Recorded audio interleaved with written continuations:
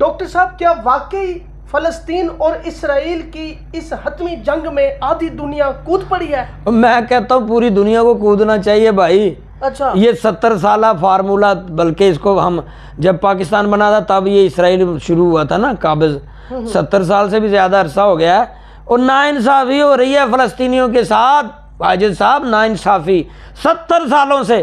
کودنا چاہیے مسلمانوں، سب کو کود جانا چاہیے.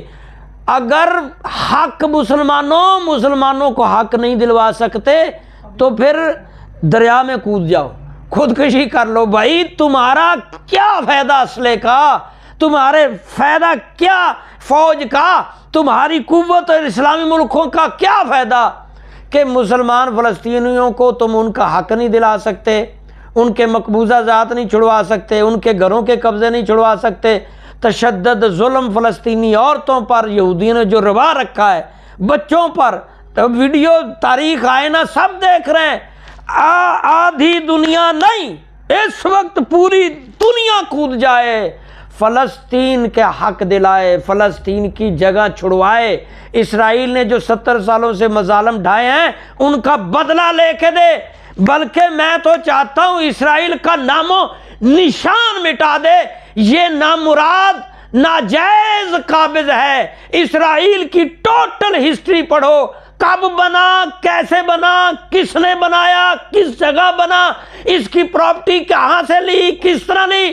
اسرائیل کا اپنا زمین 1 انچ بھی نہیں ہے. یہ ساری مسلمانوں کی زمینیں ہیں. یہ سارا اسرائیل جہاں بیٹھا ہے اسلامی ملکوں کی ہے. یہ سارے ملک کود جائیں، متفق ہو جائیں اور کھڑے ہو جائیں مسلمان، اور یہ ساری زمین واگزار کرائیں. لبنان بھی، فلسطین بھی، شام بھی، اردن بھی، سعودی عرب بھی، ان سب کی جگہ ہے.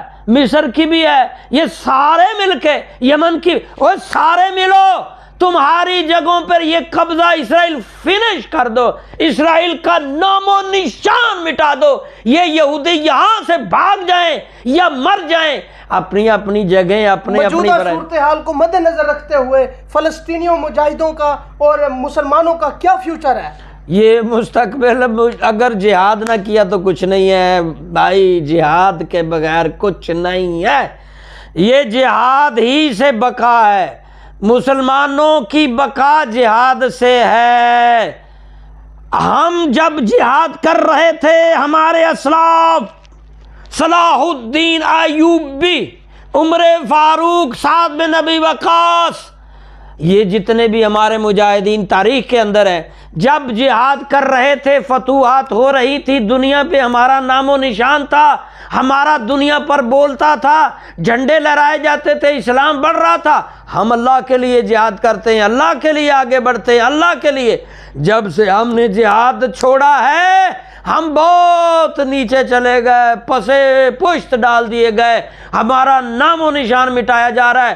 تعلیم میں بھی پیچھے ہیں، عملی کردار میں بھی، جدید توجیہات سے بھی، ایجادات سے بھی، سائنسیات سے بھی، ہر جگہ ہم پیچھے رہ گئے. جہاد ترک کر کے ہمارے پڑوس میں شام نے، افغانستان نے جہاد کیا، اور 54 ممالک، پھر گھٹ کے 37 ممالک، پھر 32 ممالک.